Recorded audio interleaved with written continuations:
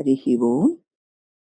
నిన్న ఎప్పుడైతే ఈ అంతఃసమాధులు 3, బాహ్య సమాధులు 3, సవికల్ప సమాధి, నిర్వికల్ప సమాధి, సవికల్ప సమాధి, నిర్వికల్ప సమాధి అని చెప్పుకుంటూ అవి బాహ్యంగా 3 సమాధుల్ని, అంతరంగా 3 సమాధుల్ని చేసుకుంటూ వచ్చినప్పుడు అప్పుడు ఈ సమాధి అభ్యాసం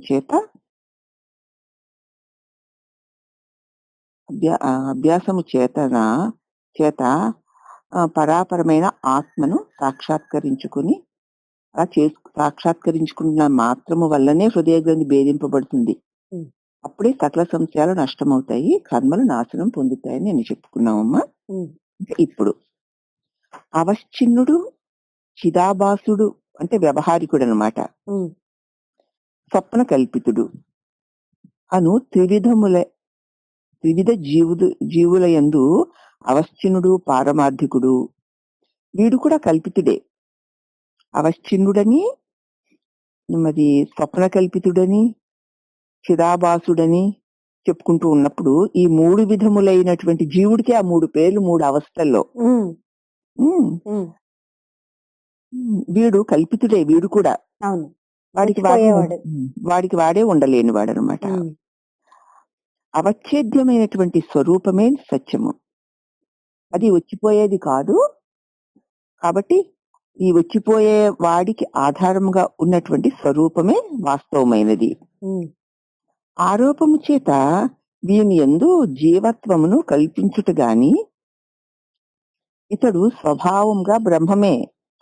అలా తన మీద తాను నేను జీవుడను, నేను మెలకువగా ఉన్నవాడను, నేను కలగంటున్నవాడను, నేను నిద్రపోతున్నవాడను అని తన్ను తానే ఆరోపించుకోవడం చేత అతడు జీవత్వాన్ని కల్పించుకుంటున్నాడే గాని నిజానికి అతడి స్వభావం బ్రహ్మమే అనుకోవడం వల్ల అలా కలుగుతోందనమాట. జాగ్రత్త అవస్థలో మెలకువ వస్తుంది కదా, మెలకువలోని నేను మనకి ఈ మేను స్థూల శరీరంతో కూడిక కలిగి ఉంటుందన్నమాట. అలాగే కళలోని నేను సూక్ష్మ శరీరంతో కలిగి ఉంటుంది. నిధులలోని నేను ఏమీ ఎరుగని కారణ శరీరం అనే అజ్ఞానంలో మునిగిపోతుంది. అలా 3 అవస్థల్లోనూ ఉన్నటువంటి ఈ జీవుడు ఆ అవస్థలను బట్టి తన్ను తాను వాటికి చెందినవాడినని అనుకుంటున్నాడే తప్ప నిజానికి అతడు బ్రహ్మమే. ఈ పారమార్థిక జీవుడికే పూర్ణ బ్రహ్మముతో ఏకత్వము. ఈ పారమార్థిక జీవుడికే తాను ఏది కాదో అది తాను అనుకుంటూ ఉండిపోయి, అది కూడా ఎప్పుడు ఒకటే తాను అనుకోడు, అవస్థను బట్టి అనుకుంటూ ఉంటాడు. ఏ అవస్థ వస్తే ఆ అవస్థ యందు తోచు శరీరం తాను అనుకుంటున్నాడు కాబట్టి ఆ అవస్థలో ఆ శరీరము తాను అనుకున్నప్పుడు అతడికి ఒక పేరు. మేల్కొని ఉన్నటువంటి జీవుడికి ఏం పేరు? అతడి వ్యవహారికుడు. అతడి పేరేమిటి? విశ్వడు. అలాగే కళలో ఉన్నటువంటి జీవుడు, అతడి పేరేమిటి?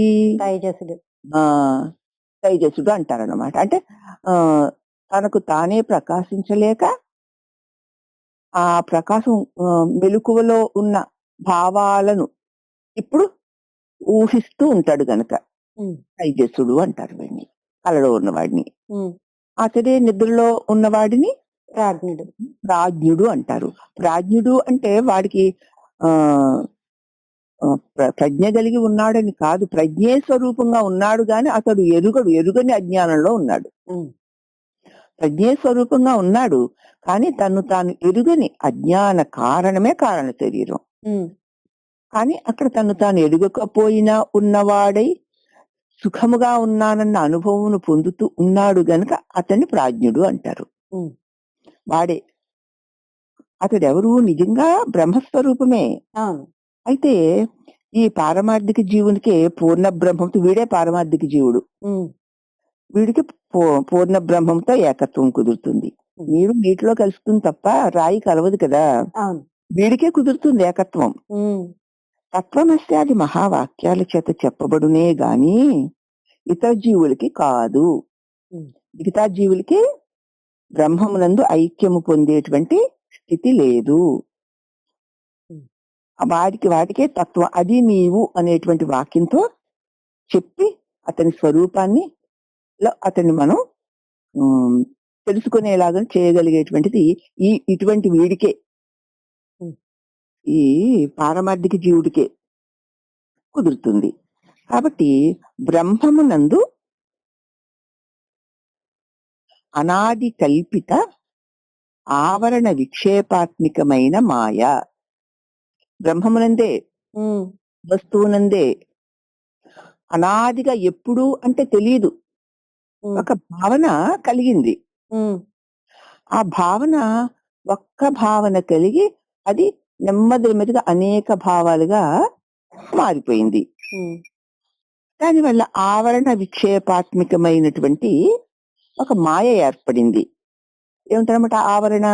ఎప్పుడైతే బ్రహ్మమునందు ఒక భావన కలిగిందో ఆ భావన ఏమైపోయింది? బ్రహ్మమును మరచి తానే స్వయంగా ఉన్నానని తెలుస్తున్నాడు. ఉమ్, అది ఆవరణం. బ్రహ్మమును మరుచుటే ఆవరణం. అది ఉమ్, ఉమ్, దాన్ని అజ్ఞానము అంటారు.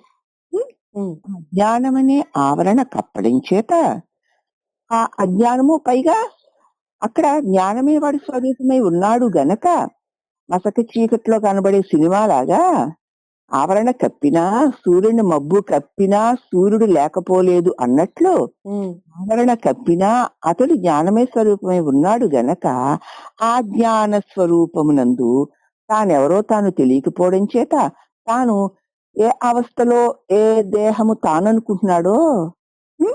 ఉమ్, అదే తానని, తనకంటే అన్య దేహాలు ఉన్నాయని, అవి తనకంటే వేరు అనేటువంటి విక్షేపము, నానాత్వం ఉమ్, కలుగుతుంది. ఇదే అజ్ఞానము వల్ల కలుగుతున్న మాయ. ఉమ్, కానీ మాయ అంటారన్నమాట. ఉమ్, ఉం? ఉమ్, మాయ అంటే అదేదో మాంత్రికుడు చేసే మాయ వంటిది కాదు. కాదు. ఆ ఈ మాయకి చాలా చాలా చాలా చాలా పెడర్థాలు వచ్చి అద్వైత సిద్ధాంతం రాద్ధాంతం చేసిన సందర్భాలు కూడా ఉన్నాయి.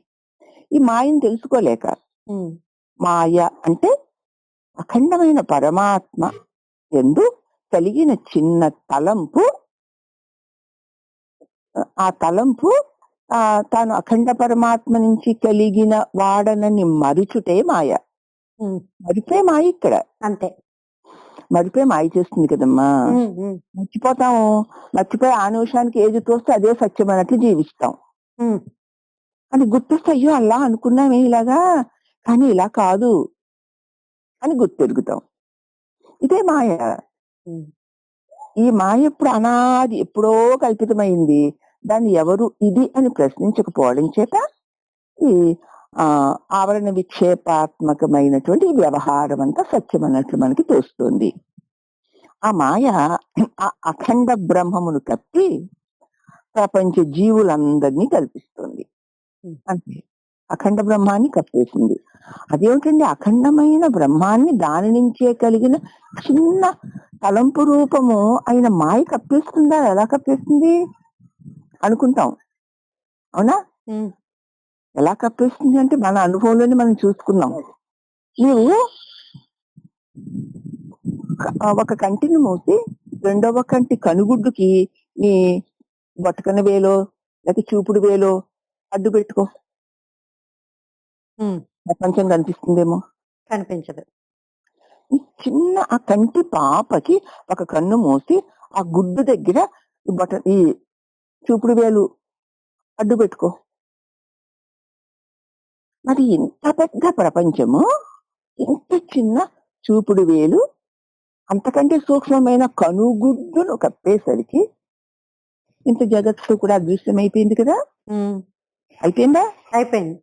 మరి ఇకనే చిన్న వేలే కదా ఉమ్, అతి చిన్న కంటి పాప మీదకి అడ్డుగా పెట్టేసరికి ఇంత పెద్దగా కనిపించే ప్రపంచం అంతా అదృష్టమైపోయింది కదా.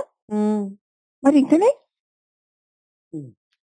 అలాగే అఖండమైనటువంటి బ్రహ్మమును ఇదిగో ఈ మాయ అనాది కల్పితమైనటువంటి ఒక భావన వల్ల కలిగిన విక్షేపమే మాయ. ఉమ్, ఈ మాయా బ్రహ్మాన్ని కప్పి ప్రపంచ జీవులందరినీ కల్పించేస్తుంది. ఇక అందరినీ నేను అంటాడు. ఇక అందాకైక తొలి తలంపు కలిగి నేను వాడు వీడు అనుకుంటాడు. ఇక అనుకొని ఇక దానికి సంబంధించినవన్నీ అనేకములంటూ భావన చేస్తూ ఉంటాడు. ఈ భావన చేస్తూ ఉన్నవాడు భావిస్తూ ఉన్నంత వరకు ఈ ప్రపంచము తొలగదు. హ్మ్. ఉంటూనే ఉంటుంది. ఈ ఈ జీవుడన్నవాడు శరీరాన్ని విడిచేటప్పుడు కూడా అతడేం చేస్తాడు? నేను దేహాన్నన్నా భావనతోనే దేహాన్ని వదులుతాడు. హ్మ్. అంచేత మళ్ళీ మరొక దేహంలో చేరి ఆ దేహం నేను అంటూ ఉంటాడు. ఇలాగ జన్మ పరంపరలు అనాదిగా ఎన్ని వేల జన్మ పరంపరలు వాడు దాటి వస్తున్నాడు దేహాలని. హ్మ్. హ్మ్. వస్తూ వస్తూ ఉన్నతమైన మానవ జన్మను పొంది ఆ మానవ జన్మ ఎందు కూడా వివేకవంతమైనటువంటి బుద్ధి చేత మరి కొన్ని జన్మలలో చేసిన తెలుసో తెలియకో చేసిన పుణ్య పరిపాకం చేత ఏమిటో ఇదంతా దీన్ని తెలుసుకున్నాం ఎలాగ నిద్రలో లేకుండా పోతుంది మెలకువలో వస్తోంది. హ్మ్. ఏదో ఇప్పుడు నిజం అనిపించింది రేపటికి అబద్ధం అయిపోతుంది. ఈనాటి మిత్రులు రేపటికి శత్రువులు అయిపోతున్నారు. హ్మ్. హ్మ్. ఈనాడు కోటీశ్వరుడు మరునాటికి ముష్టివాడైపోతున్నాడు. ఇదంతా ఏమిటి ఇలా జరుగుతోంది? అలాగే పొద్దున్న ఒక రకంగా, మధ్యాహ్నం ఒక రకంగా, సాయంత్రం ఒక రకంగా, రాత్రి ఒక రకంగా ఈ ఈ ఈ ప్రపంచం హ్మ్. మారిపోతుంది. అలాగే మరి 3 కాలాలు అలాగే వెళ్ళిపోతున్నాయి. వచ్చేస్తున్నాయి. వాటికి దానికి అనుగుణంగా ప్రకృతి ఇలా మారిపోతుంది. ఎందుకిలా జరుగుతుంది? ఎవరిదంతా చేస్తున్నారు? దీని వెనకాతల కారణం ఎవరు? సో ఇలా జరగడానికి కారణం ఏమిటి? అస్సలు నేనెందుకు పుట్టాను? పుట్టిన నేను ఈ క్షణానికి ఇలా మారిపోతూ ఏమిటి శరీరము మారిపోతుంది, మనసులోని భావాలు మారిపోతున్నాయి, ఇష్టాలు మారిపోతున్నాయి, రాగద్వేషాలు మారిపోతున్నాయి, భయభ్రాంతులు మారిపోతున్నాయి. చూసుకుంటే అన్ని ఇలా మారిపోతూ ఆఖరికి శరీరం మరణమిస్తే నేను మరణించాను అని అనుకుంటున్నాను. ఇదంతా ఏమిటి అనేటువంటి ప్రశ్న ఎవరికైతే కలుగుతుందో అతన్ని జిజ్ఞాసు అంటారమ్మా. హ్మ్. ఆ జిజ్ఞాసు ఎప్పుడైతే తెలుసుకోగోరిన బుద్ధి కలిగి తెలియచెప్పగలిగిన వారిని వెతుక్కుంటూ ఆశ్రయిస్తాడో అప్పటికి అతడికి ఇదిగో ఈ మాయ, ఈ అనాది అజ్ఞానం, ఈ కల్పితం అనేటువంటి విషయం అంతా అవగతమవుతుందన్నమాట. హ్మ్. అంచేత బుద్ధి యందు చిదాభాసుడు కల్పితమైన జీవుడే. ఈ ప్రపంచమంతా కల్పించేస్తుంది ఆ బ్రహ్మం. ఆ బ్రహ్మంలోనే ఈ నేనన్న మాయ. హ్మ్. ఇంకా కల్పించి ఏం చేస్తుంది? ఆ బ్రహ్మను తెలియనివ్వకుండా ప్రపంచ జీవులందరినీ సత్యమన్నట్లు చూపిస్తోంది. హ్మ్. బుద్ధి యందు ఉండు ఈ చిదాభాసుడైన జీవుడు బుద్ధి యందే కదా నేను హ్మ్. అనేటువంటి అంతఃకరణ యందు పరమాత్మ యొక్క ప్రకాశము చేరిన తోడనే ఏమైంది? ప్రతిబింబం ఏర్పడింది. చిత్త ప్రకాశం చేరినప్పుడు ప్రతిబింబం దాన్ని చిదాభాసుడు అంటారు. హ్మ్. ఈ బుద్ధిలో నేను అనేటువంటి తలంపే జీవుడు. హ్మ్. ఈ జీవుడే కర్త, భోక్త, భూత భౌతిక ప్రపంచమంతయు అతడికి భోగ్య రూపము. ఈ విశ్వానికి వాడే కర్త. హ్మ్. ఎవడు? బుద్ధి యందు ప్రతిఫలించిన చిదాభాసు. చైతన్య ప్రకాశము వల్ల ఏర్పడిన నేనన్న భావన. హ్మ్. అతడే జీవుడు. అతడు కల్పితుడు. కల్పిత భావన కల్పితం కదూ. అవును. అతడు తానే కర్త. హ్మ్. అని నేను నాదని చేస్తూ ఉంటాడు. హ్మ్. ఎందుకంటే తానే తంది కాబట్టి తాను అనుభవించడానికే. హ్మ్. తానే భోక్త. పైగా భూత భౌతిక ప్రపంచమంతా అతడికి భోగ్య రూపము. ఈ ప్రపంచంలో పంచ విషయాలన్నీ వాడి భోగాల కోసం వాడు కల్పించుకొని ఇది మంచిది అని, ఇది చెడ్డది అని, ఇది ఇష్టమని, ఇది అయిష్టమని, ఇది నాదని, ఇది నాది కాదని నానా రకాల భావాలు కల్పించుకొని వాటి నుంచి తనకి భోగ్యమైన వాటిలన్నిటినీ తానే కట్టై తనకి భోగ్య రూపంగా ఈ ప్రపంచాన్ని అనుభవిస్తూ ఉంటాడు. ఇప్పుడు మనం చేస్తున్న పని అదే. హ్మ్. అర్థమవుతుందా? ఆ!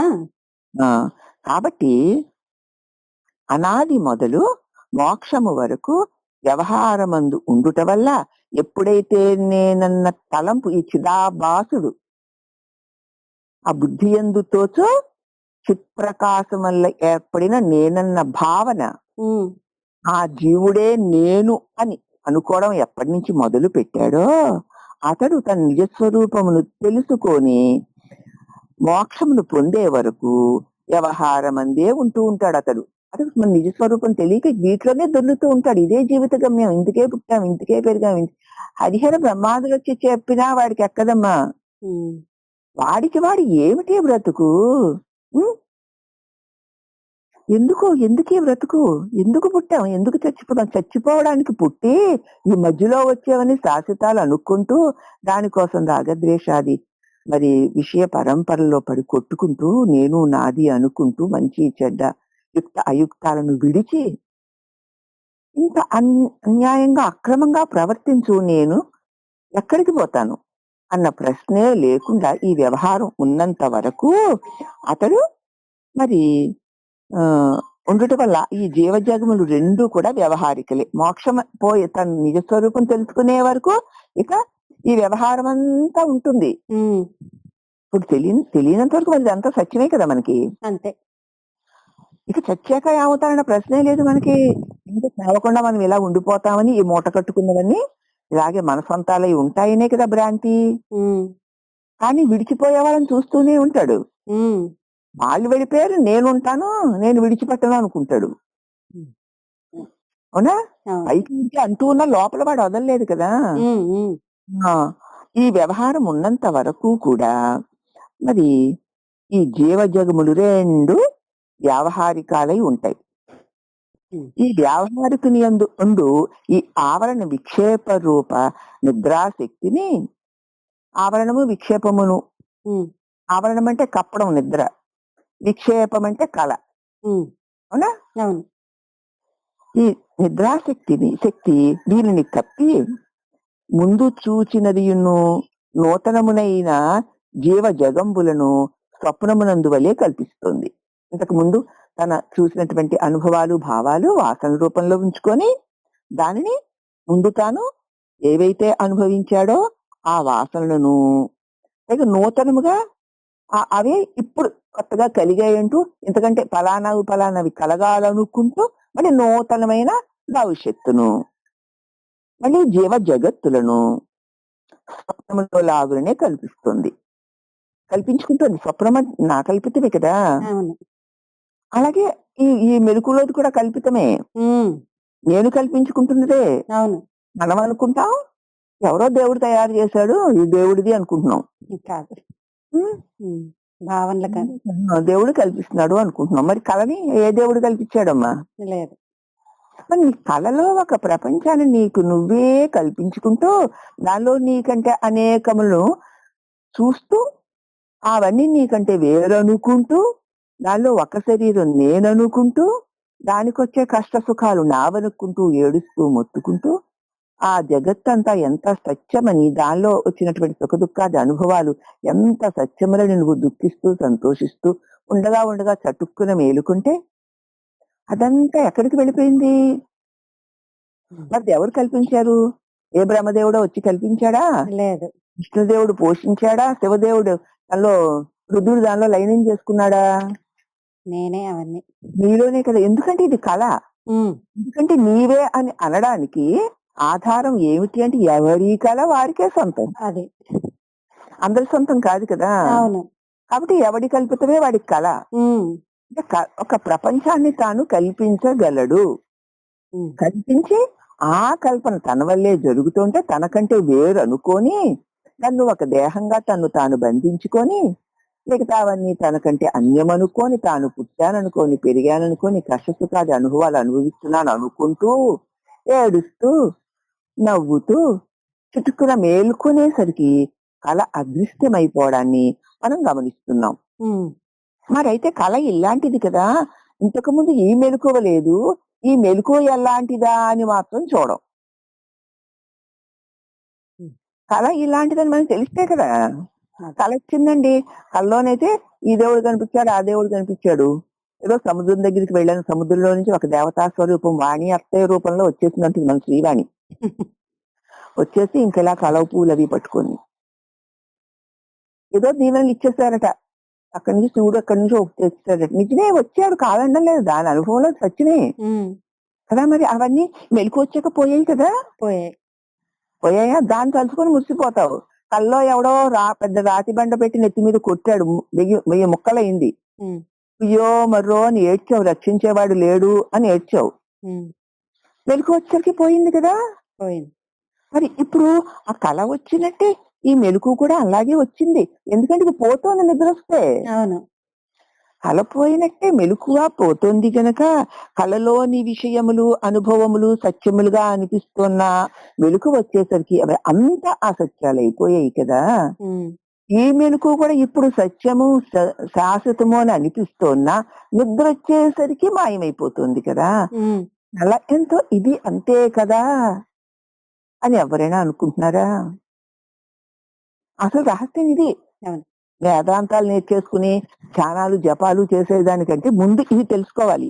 ఉమ్, కాబట్టి ఎప్పుడైతే ఈ వ్యవహారికుని యందు ఉండు ఆవరణ విక్షేప రూప నిద్రాశక్తి వీటిని కప్పేసి ముందు ఉంచి ఇంతకు ముందు నువ్వు చూసినవి నూతనంగా నువ్వు ఊహిస్తున్నవి ఈ జీవ జగంపులను స్వప్నమునందు కల్పించుకొని చూస్తోంది. అది చూసే కాలమున మాత్రమే ఉంటున్నాయి. కలగంటున్నప్పుడే ఉంటుంది చేత స్వప్నము నుండి మరలిన పిదప స్వప్నము లేదు. ఉమ్, అవునా? అవును. ఇదందున ప్రాతిభాసిక జీవ జగములు రెండు ప్రాతిభాసికములు ప్రతిబింబములే, నీ భావన యొక్క ప్రతిబింబములే. ఉమ్, కదా. అవును. లక్ష్మీ అమ్మవారు అన్నారు తల్లి. దానిని మనకి ఎవరో చిత్రకారులు ఒక పెద్ద ఎర్రని గులాబీ రంగులో ఉన్న ఒక కమలం వేసి దాని మీద గులాబీ రంగు చీర కట్టి దానికి ఆకుపచ్చ రంగు అంచు పెట్టి దాని నిండా బుట్టాలు పెట్టి ఆ చీర కట్టుకొని ఆవిడ ఒళ్ళంతా నగలు పెట్టుకొని చేతుల్లో కమలాలు పెట్టుకొని కిరీటం పెట్టుకొని తల్లి చిరునవ్వులతో కూర్చొని ఉంటుంది. ఈవిడ లక్ష్మీ తల్లి. అటుపక్క రెండు ఏనుగులు ఈవిడ మీద పన్నీరులు జల్లుతూ ఉంటాయి. ఉమ్, తల్లి లక్ష్మీ తల్లి అని చెప్పారు. ఉమ్, అన్నదాన్ని చూసావు. ఉమ్, అవునా? చూసిన తర్వాత అప్పుడు ఏమవుతుంది? ఇది లక్ష్మీ తల్లి అన్న ఒక భావన నీకు ఏర్పడుతుంది. ఉమ్, ప్రతిసారి ఇక ఆ భావనతోనే ఆ రూపాన్ని చూస్తావు. ఉమ్, నీ భావన బలం వల్ల ఆ రూపం స్థిరపడిపోతుంది. లక్ష్మీ తల్లి అంటే ఇక ఈవిడే అంతే. ఉమ్, ఇప్పుడు కోరికలు తీరుస్తుంది అంటే తీరుస్తుంది. ఇదంతా నీ భావనా బలమే. అవునా? ఉమ్, అలాగే నువ్వు మేల్కొన్న తరువాత ఈ దేహము నేను అన్నది నీ భావనా బలమే. ఈ జగత్తు ఉంది, నానా రకాల రూపాలతో ఉంది, కొందరు నావారు, కొందరు పరవారు, కొందరు శత్రువులు అన్నది కూడా నీ భావనా బలమే. అవును. ఆ లక్ష్మీ తల్లి యొక్క రూపము నీ భావనా బలం చేత ఎప్పుడు చూసినా లక్ష్మీ తల్లిగా నీకు అనుగ్రహాన్ని ఇస్తుంది అన్నట్లుగా ఉన్నట్లే ఇదిగో ఎప్పుడు నీవు ఈ స్థూల శరీరంతో చేరిన నీ భావనా బలం వల్ల ఇదే నువ్వుగా అయిపోతున్నావు. ఇది నువ్వుగా ఉంటే నీ భావనా బలమే. అందుచేత జీవజగములను స్వప్నమునందు కల్పించుచున్నది. కాబట్టి ఈ కాలమునందు అది స్వప్నము కనే కాలమునందే ఉండడం చేత స్వప్నం నుంచి మరిలిన పిదప స్వప్నము లేనందున ప్రాతిభాసిక జీవజగములు రెండు ప్రాతిభాసికములు అంటే నీ భావన ప్రతిబింబములే. ఉమ్, నీ భావనే అక్కడ నీకు ప్రతిబింబిస్తోంది కలలో లాగా. కనుక ప్రాతిభాసిక స్వప్నమున ప్రాతిభాసికుడు సత్యమే అనిపిస్తాడు. వ్యవహారికుడు అసత్యమైపోతాడు. ఇప్పటి ఈ మెలకువలో ఉన్నవాడు అప్పుడు అక్కడ లేడు, అప్పుడు వాడే సత్యం. ఇక వ్యావహారిక జగమునందు వ్యావహారికుడు మాత్రమే సత్యము, వీడే సత్యం. కల్లో ఉన్నవాడు అసత్యం. కలగంటున్నప్పుడు కల్లో ఉన్నవాడే సత్యం, ఇప్పుడు వాడు అసలు వాడికి లేనే లేడు. అవునా? అవును. మరి వీడు సత్యమా వాడు సత్యమా? ఇద్దరు ఉండటం లేదు అని చూడడు ఎవడు. అదే వచ్చింది. అది ఉన్నప్పుడు అదే సత్యం. ఇంకా దాన్ని గురించి కాళ్ళు చేతులు కళ్ళు వాళ్ళు గిరగిరా తిప్పుకుంటూ చెప్పేస్తాం కబుర్లు. అవునా? మరి వాడు ఏడిప్పుడు లేడుగా. వీడిని చూద్దామంటే కల్లో ఉన్నాడా? లేడు. ఒకడు ఒక మెలకువ అనేటువంటి అవస్థ ఉంది, దానిలో నాకు ఈ ఇల్లుంది ఇవా, అప్పుడు ఇంకో ఇల్లు ఇంకెక్కడో ఏదో ఇల్లు ఏదో ఊరు అవే నాలుగే ఉన్నాయి. వీడొకడు లేనే లేడు అక్కడ. అప్పుడుగా వాడే సత్యం. మరి ఇప్పుడు దీన్ని చూసేసరికి ఇదే సత్యంగా కనిపిస్తుంది. అవునా? ఉమ్, కాబట్టి వ్యవహారిక కాలంలో వ్యవహారికుడు సత్యముగాను, పారమార్థికుడు అసత్యముగాను మనము చూచుచున్నాము. అవునా? ఉమ్, పారమార్థికునకు బ్రహ్మము తోడ ఏకత్వము పారమార్థికమే. ఈ రెండిటికి ఆధారమైనటువంటి పారమార్థికుడు పరమ సత్యం ఏదైతే ఉందో అతడికి పరమసత్యం ఏదైతే దానితో ఏకత్వమే పారమార్థికత్వం అంటే. అసలు ఇవి రెండు వచ్చిపోతున్నాయి. అదో అది ఉన్నప్పుడు అది సత్యం అనిపిస్తుంది, ఇది ఉన్నట్టు ఇది సత్యం అనిపిస్తుంది. నిధులలో ఏమీ లేకుండా ఒక గాఢ అంధకారంలో నేనున్నానని కూడా తెలియని గాఢ అంధకార అజ్ఞానంలో అన్న అనుభవం కూడా ఉంది. ఉందే? ఉమ్, మరి ఈ మూడు ఎవరికి? ఎవడికో ఉమ్, వాడే పారమార్థికుడు. ఉమ్, వాడు నిద్రలోనూ ఉన్నాడు, కలలోనూ ఉన్నాడు, వెలుగులోనూ ఉన్నాడు. ఉమ్, కలగనే వాడు కలని చూస్తూ కల పోయినా చూసిన కలని చెప్పేవాడిగా మిగిలి ఉన్నాడు. అది మెలకువలో ఉన్నవాడు మెలకువని చూస్తూ మెలకువ పోయినా నిన్న అలా జరిగింది అంటే చెప్పేవాడిగా మిగిలి ఉన్నాడు. ఉమ్, నిద్రలో ఉన్నప్పుడు ఏమీ లేదు అనేటువంటి దానిని తెలుసుకుంటూ ఏమీ లేకుండా ఆనందంగా ఉన్నవాడిగా మిగిలి ఉన్నవాడు ఒక్కడేనా ముగ్గురా? ఒక్కడే. ఆ ఒక్కడే పారమార్థికుడు. ఉమ్, వాడి సత్యం, ఉమ్, వాడి సత్యం. ఉమ్, ఇవి మూడు వచ్చిపోతున్నాయి. ఎప్పటికి ఏది ఉంటే అదే సత్యం అన్నట్టు, అదే నిత్యం అన్నట్టు భ్రాంతి కలగడమే మాయ. ఎవడైతే మూడు వచ్చిపోతుంటే ఒకదానికి సంబంధమే లేకుండా ఇప్పటికప్పుడు అదే సత్యం అనిపిస్తూ ఆ భ్రాంతిలో కొట్టుకుంటూ అవి పోతుంటే ఒకటి పోతుంటే మళ్ళీ ఒకటి ఇలాగా కలుగుతుంటే ఎవరికి మూడు అని ప్రశ్నిస్తే నాకే మూడు తెలుస్తున్నాయి అవి మూడో వచ్చిపోతున్నాయి. ఆ మూడింటిని తెలుసుకుంటున్నటువంటి వాడను నేను అన్నవాడే పారమార్థికుడు. ఇలా వివరించి చూడకపోవడం వల్ల అక్కడ పారమార్థికుడు అన్నవాడే మనకి తెలియబడడు. కానీ పారమార్థికుడికే బ్రహ్మము తోడ ఏకత్వం కుదురుతుంది. ఈ ముగ్గురు లేనివారే కల్పితాలే, ప్రాతిభాసికాలే, అద్దంలోని ప్రతిబింబం లాంటి వాళ్లే గనక బింబమైనటువంటి పారమార్థికుడే తన పరమాత్మ స్వరూపంతో ఐక్యము పొందగలుగుతాడు. ఆ ఏకత్వము నిరిగిన దేనిని గాని చూచుటలేదు. ఆ ఏకత్వమే తానని ఎరిగితే సూచించేది మిథ్యయోగును. దేనిని ఇంకేం చూస్తాడు? చూడడు. ఒకటి చూస్తే అది లేనిదే ఉన్నట్టు కనిపిస్తుందంతే. ఎండమావి వంటిది అంటే ఇంక ఎండమావి కోసం ఏం తాపత్రయపడతావు? అది ఎదురు కనపడుతూ ఉంటుంది కానీ దానికోసం నువ్వు ఆశపడవు. అది జాగ్రత్త అవస్థలో అనేక వ్యవహారాలు జరుగుతూనే ఉంటాయి. ఇవి ఆ ఎండమావి వంటివే ఉండవు, మళ్ళీ నిద్ర వస్తే పోతాయి ఇవి. అవును అని తెలిసిన వాడిక నీకు ఏం కలుగుతుంది? అది మిథ్యయే అని తెలుసుకొని ఉంటాడు. అవును ఎలాగే ఇప్పుడు ఈ జాగ్రత్త అవస్థని మిథ్య అని తెలుసుకున్నప్పుడు ఇక కళ ఎలాగూ మిథ్య అని మనకు ఇప్పుడే తెలిసిపోతుంది. కళ మిథ్యే, నిదుర అంటే ఏదీ లేదు అన్న అనుభవం కూడా ఒకటి ఉంది కదా. అవును అప్పుడేమీ లేదు, దాన్ని నిద్ర అంటారు. ఇప్పుడు ఏదో ఉంది, దీన్ని మెలుకు అంటారు. ఏదో ఉంది లేదు అన్నట్టుగా ఉంది, దాన్ని కల అంటారు. అవి మూడు వస్తున్నాయి పోతున్నాయి. ఆ మూడింటిని తెలుసుకుంటూ అవి మూడు కాక ఉన్నటువంటి ఆ ఏ తెలివి అయితే ఉందో అదే పారమార్థికుడు, అతడే బ్రహ్మము. ఆ దృష్టితో చూస్తే ఇదంతా మిథ్యయే. ఇప్పుడు మిథ్య అంటే మాయ అంటే ఏంటో బాగా తెలిసింది కదమ్మా. కాబట్టి మిథ్య అంటే మాయ అంటే ఏంటో తెలియకపోతే ఎంత మరి వ్యవహారాలు చేస్తూ ఎంత ఘనకార్యాలు చేస్తూ ఇంత ఘనుడం అంత ఘనుడం అనుకుంటూ ఇంకా అనరు మిథ్య తెలిస్తే. ఎంత పుణ్యాత్ములం అనుకుంటూ జీవిస్తున్న వాళ్ళందరూ కూడా మిథ్యలోనే మాయలోనే. అవును అదే సత్యాలనుకున్న భ్రాంతిలో ఉన్నవాడు అంత గొప్ప వాళ్ళైనా అవని అనవసరం ఉన్నవాళ్లే వాళ్ళు. దానిలో ఉండి దాన్ని సత్యమని కూడా ఆ పనులు చేస్తారు, కానీ మంచి పనులు అయితే అందరూ ఆ సమయంలో అందరూ ఆనందిస్తారు. ఉమ్, చెడ్డ పనులైతే ఆ మిథ్య సత్యం అనుకున్న వాడు దుఃఖిస్తారు. ఎవరు ఆనందిస్తారు? ఆ మిథ్యే సత్యం అనుకునేవాడు మంచి వాటిని చూసి ఆనందిస్తారు. అవును. ఆ మిథ్యే సత్యం అనుకునేవాడు చెడ్డ వాటిని చూసి దుఃఖిస్తారు. ఉమ్, చెడ్డవాటి వల్ల దుఃఖము కలుగుతున్నా, మంచి వాటి వల్ల ఆనందము కలుగుతున్నా అది మిథ్యయే అని తెలిసిన వాడు ఆనందిస్తాడు, దుఃఖిస్తాడు. ఏమి చెడు ఊరకే ఉంటాడు. మర్మం చూడు, ఉమ్, వాడు ఏమైనా జడమా? కాదు. అది సంగతి.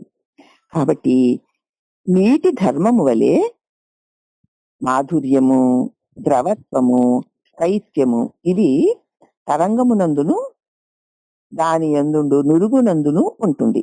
అవునా? ఉమ్, నీటి ధర్మము ఏదైతే ఉందో దానిలో ఏముంది?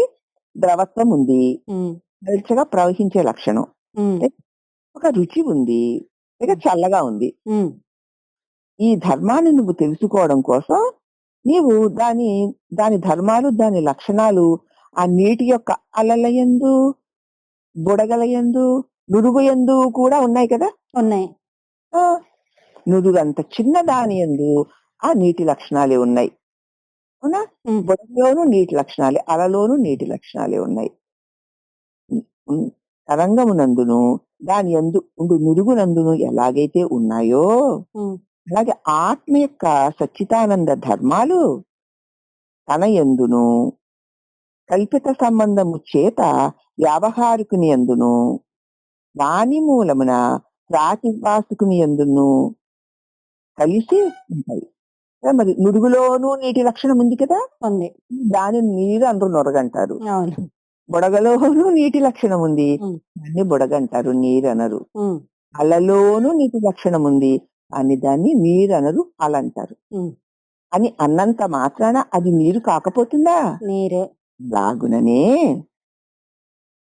మరి ఆత్మ యొక్క సచ్చితానంద ధర్మాలు అంటే నీ నిజస్వరూపపు సచ్చితానంద ధర్మాలు తనయందు కల్పిత సంబంధము చేత వ్యావహారికుని యందును ఆ సచ్చితానంద ధర్మాలే ఉన్నాయి. ఉమ్, తర్వాత వాని మూలమున ఈ వ్యవహారికుడు చేసిన వ్యవహారాలే కదా మళ్ళీ కళలో ప్రాతిభాసికుడు. ఉమ్, ఉమ్, ప్రాతిభాసికుని యందును ఆ అదే. సచ్చితానంద లక్షణాలే ఉన్నాయి. ఆ, ఉన్నాయి కదా. ఉన్నాయి. నురుగును దాని శైత్యాది ధర్మములను అలయందును, అలా దాని ద్రవాది ధర్మములను జలమందును లయించి పూర్వము రీతిని సముద్రం మాత్రమే నిలుసును. గ్రహిస్తే ఇవి అన్ని సముద్రమే, నీరే. అయిపోయిందా? అయిపోయిందా? ప్రాతిభాసికుడు సచ్చితానంద స్వరూప లక్షణములందు నీటి అందు అలవలే తోచువాడు. అవునా? ఉమ్, అలాగే వ్యవహారికుడు సచ్చితానంద స్వరూపమే లక్ష్యముగా కలిగి నీటి అందు తోచు బుడగ వంటి వాడు. ఉమ్, అవునా? అవును.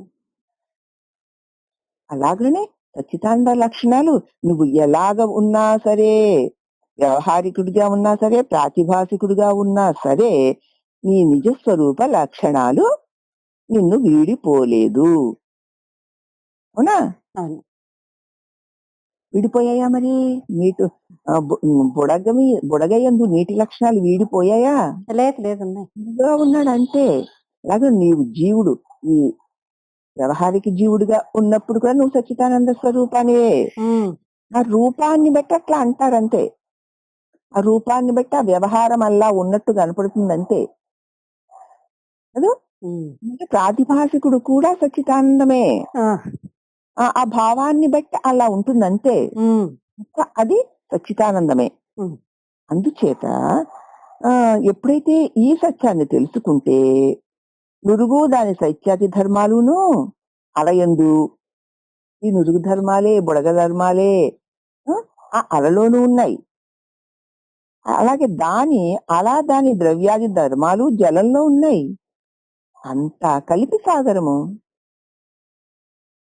అని మనం లయించి వీటి అన్నిటి యందు ఉన్న ఆ సముద్రం మాత్రమే, ఇన్నిగా ఉన్న ఆ జలము మాత్రమే అని గ్రహించినట్లు ప్రాతిభాసికుడు వాడి ధర్మాలు వ్యవహారికుని యందును, వ్యవహారికుడు వాని ధర్మాలు పారమార్థికుని యందును లయింపచేసి తెలుస్తుందా లోపలికి వెళ్ళడం ఇదే లోపలికి నీ లోపలికి అనుకొని ఏమీ భ్రమపడక్కర్లేదు. అవునా? ఇప్పుడు మనం వ్యవహారం చేస్తున్నాం కదమ్మా, ఈ వ్యవహారాలు అవి జరుగుతున్నా నా లక్షణము సచ్చిదానందము. అవునా? ఈ వ్యవహార కాలమునందు ఒక ఆకారముతో జరుగుతోంది గనక వ్యవహారికుడు అంటారే గాని ఈ వ్యవహారికుడుగా ఉన్నది కూడా ఆ పరమాత్ముడే. అవునా? అలాగే ఈ వ్యవహారికుడిని మనం బుడగ వంటి వాడు అనుకుంటే ఇక ప్రాతిభాషికుడు అలా అంటివాడు అనుకుందాం. అలాగా ఉన్నను అది నీదే అయినట్లు అనేక రూపాలను భావనా మాత్రంతో చూస్తూ కలలో ఉన్నను అది కూడా సచ్చిదానందమునందే కలుగుతున్నటువంటి ఒక భావనా బలం వల్ల తోస్తున్న దృశ్యము అని ఈ ప్రాతిభాషికుణ్ణి వ్యవహారికుని యందును ఆ సచ్చిదానంద లక్షణములే నిండి ఉన్నాయి. ఆ బుడగయందు ఆ అలయందు ఆ నీటి లక్షణాలే నిండి ఉన్నాయని ఎలా తెలుసుకుంటామో అలాగే ఈ వ్యవహారికుని యందు ప్రాతిభాషికుని యందు కూడా ఆ పారమార్థికుడైన ఆ సచ్చిదానంద స్వరూప లక్షణాలే కలిగి ఉన్నాయి అని ఆ నామరూపాలను విడిస్తే ఉన్నది సచ్చిదానందాలే. అది నామరూపాలతో చూస్తున్నావు అన్న నామము దాని ఆకారము అని చూడడం వల్ల అది నీటికంటే వేరుగా అనిపిస్తుంది. అలా అనేటువంటి నామము ఆ రూపము చూస్తున్న బట్టి నీకు నీటికంటే వేరుగా కనపడుతుంది. కానీ అలగా ఉన్న ఈ బుడగగా ఉన్న నీరే అని తెలుసుకున్నట్లు ఈ వ్యవహారికుడిని నేను ఇవన్నీ చేస్తున్న వాడను అని అనుకోని చూస్తూ ఉండడం వల్ల ఈ నామరూపాలు ఆ సచ్చిదానంద స్వరూపమునందే నిలిచి ఉన్నాయి. దాని లక్షణమే, నా లక్షణం సచ్చిదానందమే. నామరూపముతో కూడి ఉండడం వల్ల ఆ సచ్చిదానంద లక్షణముతో వేరైన వాడి వల్లే కనిపిస్తున్నాను. అట్లాగే కలయందు కూడా అంతే, నేను సచ్చిదానందమే అయి ఉన్నాను. కళ అలవలే కలిగి తొలగిపోతున్నా మీరు అలాగే ఉన్నట్లు నేను అలాగే ఉన్నాను అని ఈ ప్రాతిభాషికుడు ఈ వ్యవహారికుడు కూడా వాడి ధర్మాలు వాని నిజ ధర్మము పారమార్థికని యందు నేను ఈ మూడిటిని తెలుసుకునే ఆ ప్రకాశమును అని పారమార్థికని యందు లయింపచేస్తే పూర్వపు రీతిని సచ్చిదానంద బ్రహ్మము మాత్రమే ప్రకాశిస్తుంది. ఈ జగత్తు కలుగక పూర్వమున నేనన్న భావన కలగక పూర్వమున సచ్చిదానంద లక్షణమే నిలిచి ఉంటుంది. అంచేత సచ్చిదానంద లక్షణాలే ఎప్పుడూ శాశ్వతంగా ఉన్నాయి. నేను జీవుడను, నేను ఒక దేహమును, నేను మరి ఈ వ్యవహారికుడను అంటే జాగ్రత్త అవస్థలో ఉన్న వాడను అని నీవు అనుకుంటున్నప్పుడు కూడా నువ్వు సచ్చిదానంద స్వరూపానివే. ఇది భావన వల్ల కలిగి కాసేపు ఉండి తొలగిపోతుంది, నీటిలోని బుడగవలే. కానీ నీరు శాశ్వతము.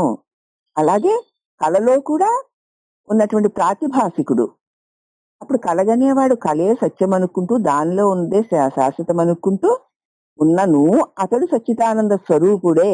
ఎందుకంటే అది కలిగి కాసేపు ఉండి తొలగిపోతుంది. అల కలిగి తొలగిపోయినా నీరు పోనట్లు కల కలిగి తొలగిపోయినా నేనైన సచ్చిదానంద స్వరూపము కలగడం లేదు. మెలకువ కలిగి ఏవో అనుభవాలు కలిగి మెలకువ తొలగిపోయినా నేను అనే నా సచ్చిదానంద లక్షణాలు కలగడం లేదు. నిద్రలో ఏది తెలియని ఒక అంధకారము తెలియబడుతూ అది తొలగిపోయినా నేను సచ్చిదానంద స్వరూపమై ఉన్నాను గనకనే ఏమీ లేదు అన్నదానిని, ఏదో ఉన్నట్టు తోచింది అన్నదానిని, ఇదిగో ఇప్పుడు ఇది ఉంది అన్నదానిని తెలుసుకుంటూ అది వచ్చిపోతున్నా రాకపోకలు లేకుండా అన్నిటినీ ఎరుగు ఆ ప్రకాశ స్వరూపమైన చిత్ స్వరూపాన్ని నేనై ఉన్నాను. అట్టి నేను సత్స్వరూపాన్ని ఎప్పుడూ ఉన్నాను కాబట్టి సత్స్వరూపాన్ని అయి ఉన్నాను. ఈ 3 అవస్థల్లోనూ 3 రకాల జీవుల యొక్క వ్యవహారాలను కలిగి తొలుగుతోంటే వాటిని ఎరిగి కలగక తొలగక ఉన్నాను కాబట్టి నేను చిస్వరూపమునై ఉన్నాను. అట్టి నేను ఈ దేహ సంబంధము లేనివాడనే, వాటి వికారాలు నాకు లేవు కనుక నేను ఆనంద స్వరూపుడనై ఉన్నాను. నేను ఇవి అన్ని ఉన్నప్పుడు కూడా నేను సచ్చిదానంద స్వరూపుడనే. నాకు ఏనాడు చ్యుతి లేదు. అట్టి నేను బ్రహ్మమునై ఉన్నాను. అదే నామరూప క్రియా రహిత శుద్ధ పరబ్రహ్మము. దానిలోనే నామము రూపము కలిగేసరికి క్రియలు కలిగి ఇవి సత్యాలు అనిపించే ఇంతకాలం. నన్ను నేను ఎరుగని కారణంగా కలిగిన భ్రమే తప్ప ఇక్కడ ఎన్ని కోటి జన్మలు ఇంతకు ముందు కలిగిన, ఇప్పటి వరకు ఎన్ని అనుభవాలు కలిగిన అవి అన్నీను నన్ను నేను మరిచిన కారణంగా కలిగిన కల్పనలే కలవంటివి. నేను మాత్రం కల్పన కాక అన్నిటినీ ఎరుగు అఖండ ప్రకాశ స్వరూపమునై ఉన్నాను అని తన స్వరూపమును తాను ఎరిగి ప్రకాశించుతూ ఉంటాడు. ఈ దృష్టి వివేకము వల్ల అన్నిటినీ తెలుసుకునేటువంటి ఆ తెలివి స్వరూపము దృక్కుగాను, అతిథి వల్ల తెలియబడేటువంటి 3 అవస్థలు, 3 అవస్థల్లోని 3 దేహములు, 3 దేహముల్లోని 3 రకాల జీవులు, ఆ జీవులకి కలిగే నానా రకాల అనుభవాలు, ఇవన్నీ ఎన్నో దృశ్యములు. ఈ దృశ్యములో ప్రకాశమే స్వరూపమైనటువంటి దృక్కినందు తోచు దృశ్యములే. ఈ దృశ్యములు కలిగి తొలుగుతాయి, సత్యములు కావు. కనుక నీవు ఈ నామరూపాలతో కూడిన దృశ్యమునందు దృష్టి నుంచకు. దృశ్యమందున దృష్టి నుంచక దృక్స్వరూపమే శాశ్వతంబని. ఆ దృక్స్వరూపము నేనేనని నువ్వే, నీకే తెలుస్తోంది. దృక్స్వరూపమే శాశ్వతంబని ఎరిగి మదిలో ఆత్మధ్యానము చేయువాడికి ముక్తి పదం. అవునా? ఇప్పుడు ఈ దృశ్య వివేకం వల్ల ఇంత చెప్పుకుంటే వచ్చింది మనకి విద్యాప్రకాశానంద స్వాముల వారు చిన్న పద్యంలో ఏమిటి చెప్పారు. దాన్ని మనకి అర్థం అవడానికి వివరించి ఇదిగో ఈ దృశ్య వివేకం అంటూ ఈ గ్రంథంలో ప్రతి దానిని వివరణాత్మకంగా అతి స్పష్టంగా మన బుద్ధికి అందేలాగున మనకి తెలియచేశారు. దాన్ని మనకి రమణ భగవానులు తమిళంలో రచించిన దానిని మరి శ్రీ ప్రణవానందులు శ్రీమద్ రమణ గణపతుల పాదసేవకుడైన ప్రణవానంద స్వామి దీన్ని మనకి తెలుగు చేసి అతి వివరణాత్మకంగా తెలియచేశారు. దానిని మనం మన బుద్ధికి అందులాగా మనకి భగవంతుడు అనుగ్రహించిన అనుగ్రహంతో, జ్ఞానంతో మనం ఒకరికొకరిని పంచుకుంటున్నాం. పంచుకున్న దాని వల్ల మనకి ఏది తెలిసిందో దానిని మనం తెలుసుకొని నిలిచి ఉండాలి అని దీని సందేశం. నిలిచి ఉండడానికి ఏముంది? ఉన్నది నేనే, నా ఎందే ఇవన్నీ కల్పితాలు. ఉన్నది నీరే, దాని ఎందే అలా బుడగలు కల్పితాలు లాగా ఉన్నది నేనే, నా ఎందే ఈ జాగ్రత్త స్వప్న సుషుప్తి అవస్థలో తోచేటువంటి ఈ సమస్తము భావన వల్ల కలిగిన కల్పితాలన్నీ నామరూపాలే. వాటిని తెలుసుకునేటువంటి నేను సచ్చిదానందాన్ని. కాబట్టి సచ్చిదానందమైన నేను శాశ్వతుడను, నా వల్లనే అనుకోవడం వల్ల కల్పింపబడిన నామరూపాత్మకమైనటువంటి ఈ జగత్తంతా గట్టి కల్పనయే అని తెలుసుకున్నప్పుడు నామరూపాల మీద ఆసక్తి నెమ్మదిగా తొలగి, లేని దాని మీద ఏమిటి ఆసక్తి ఉంటుంది? ఏదైనా ముందంటే పరిగెడతాం, లేదన్నాక సూర్యమని వచ్చేస్తాం కదా. అవునా? ఇంకా లేదని తెలిసిపోయి ఇంక నీకేం ఆసక్తి ఉంటుంది? ఏమీ ఉండదు. అలా లేకుండా పోయినప్పుడే నీకు నీ స్వరూపం నీకు అందినట్లు. తెలిసినా దాని మీద ఆసక్తి పోకపోతే దానికోసం పరుగులు తీస్తున్నాము అంటే మనకి మన స్వరూపం యొక్క దృఢత్వం తెలియలేదు అని అర్థం. ప్రతి ఒక్కళ్ళు కూడా ఈ బోధని విని వివరణాత్మకంగా చూసి ఇదంతా దృశ్యమే, ఏంటో అలా చెప్పేశారు గాని ఇది దృశ్యమే, ఇది పోతుంది అని ఎలా అనుకోగలవండి అని అనిపిస్తుంది మనకి. నువ్వు అనుకోలేవా? ఎందుకు అనుకోలేవు? నిద్రపోతే పోతుంది కదమ్మా. అవునా? పోతుంది. మరి ఇప్పటి నుంచి ఎన్ని సంవత్సరాల జీవితము కూడా మెలకువలో ఉండి సత్యం అనిపించి ఏడిపించి నవ్వించి మళ్ళీ నిద్రసరికి పోయి అవన్నీ గతాలయ్యిపోయి ఇప్పుడు కనుమరుగైపోలేదా? వెతుకుదామంటే భావనలో కూడా లేకుండా పోలేదా? పోయాయా? గతమంతా మరుపులోకి వస్తుంది కదా. గతంలో ఉన్నవి ఎన్నెన్ని గుర్తుంటాయి నీకు? ఏవో గాఢాతి గాఢంగా అనురక్తితో పెనవేసుకుని ఉన్నవి నీకు గుర్తుకు రావచ్చు. అలాగే మనం పెనవేసుకోకుండా ఎన్నో జరిగిపోయి అవేవి నీ గుర్తుల్లోనే లేవు కదా! పోనీ బద్దలు కొట్టుకొని నువ్వు గుర్తు తెచ్చుకొని చూడు ఏమన్నా తెలుస్తాయేమో. ఏమోనండి, అలా అయ్యిందా నాకసలు గుర్తే లేదండి అంటాం. అంటావా లేదా? మరి అలాంటప్పుడు ఎందుకు ఇలా మనం ఏమిటో మనకి తెలియడం లేదు చెప్పేస్తున్నా సరే, తెలిసింది కానియండి అంటాం. అలా కాదు. అవును కదా! గతమంతా ఎన్నో ఇప్పుడు పొద్దున్న లేచి ఇప్పటి వరకు ఏమేం జరిగాయో ప్రతి ఒక్కరి పోసగుచ్చింది చెప్పి నువ్వు చెప్పగలవేమో? చెప్పగలవా మనం? చెప్పలేం. ఎందుకు? మరి జరిగాయిగా. కానీ గుర్తుండట్టు కదా! ఆ! మరి గుర్తున్నప్పుడు లేనిదే కదా! పోయినట్లే కదా! అంతే. ఏవైతే నాదిలాగా నువ్వు పట్టుకున్నావో గట్టిగా మళ్ళీ మాటికి దాన్ని మళ్ళీ మళ్ళీ తలుచుకున్నావో అవి గుర్తులోకి పడిపోతాయి వాసనగా. కదా!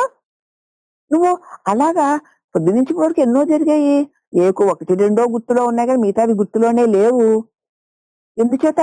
దాని మీద నాకు ధ్యాస పెట్టలేదు గాబట్టి. హ్మ్. అని తెలుసుకొని ఇక ఇంతకు ముందు దేని మీద ధ్యాస పెట్టావు దానిలో కూడా ధ్యాస పెట్టడం మానేయి.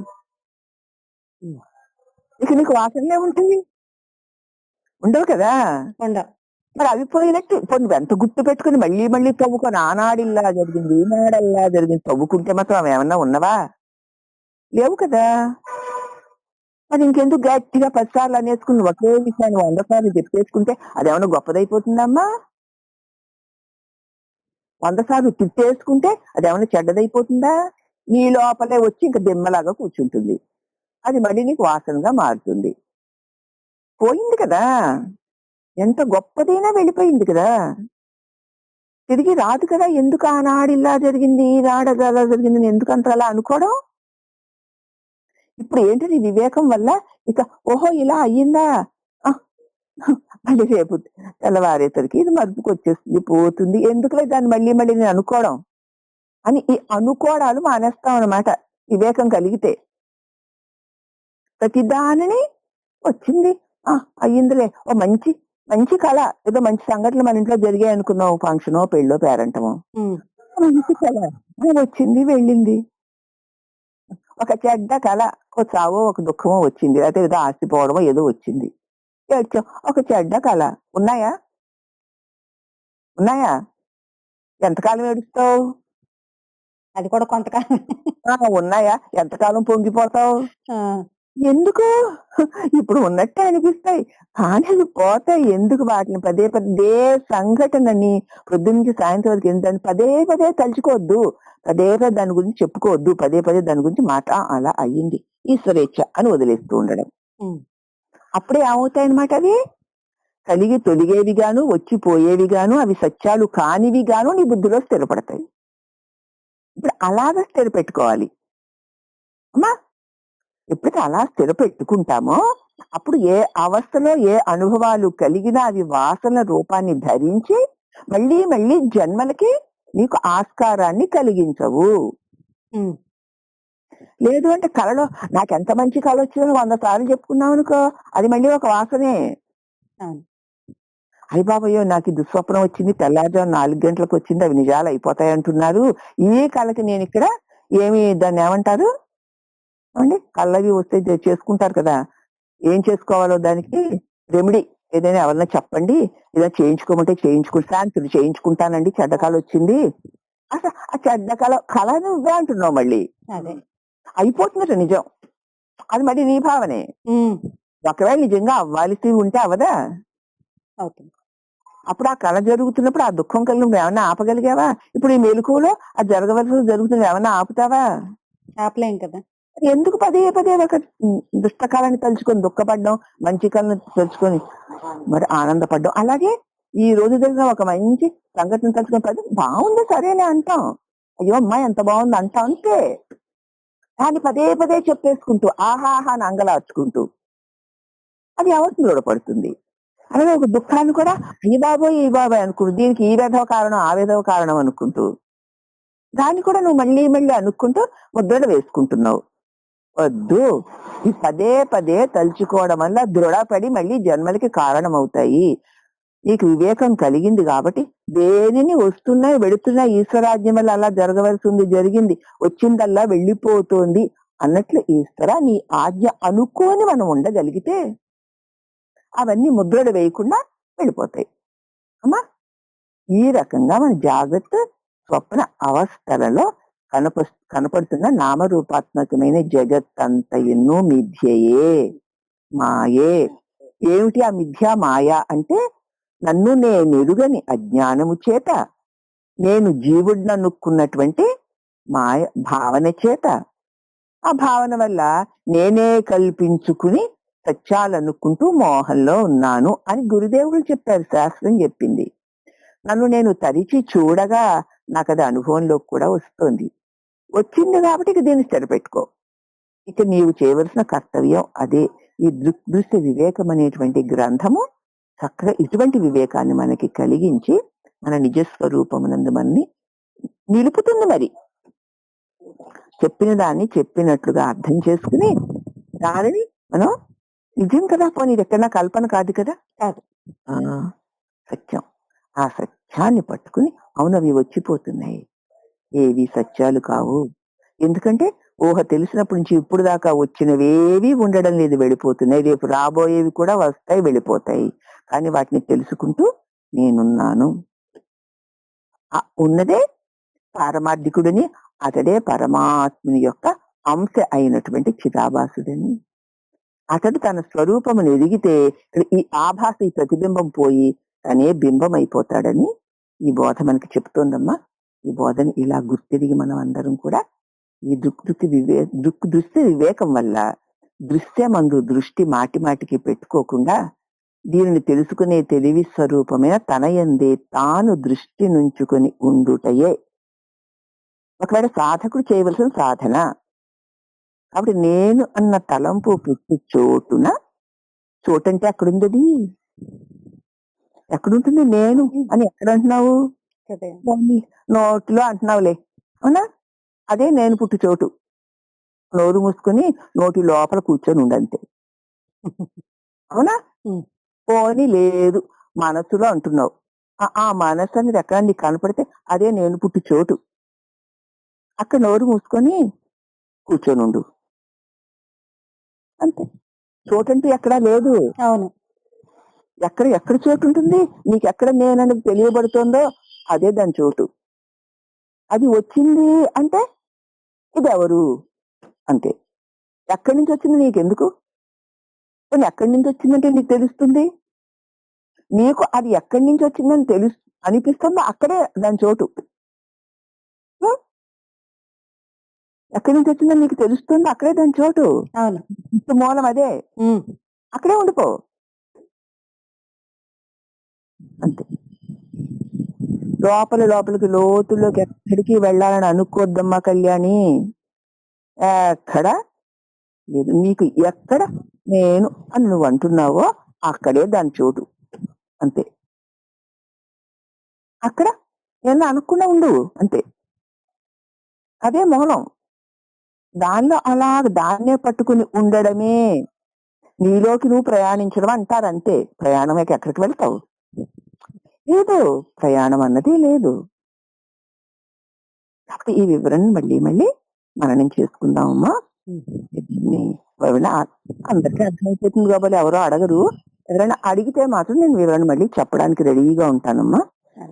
ఓం నమః. అయిపోయిందమ్మా, సరేనా?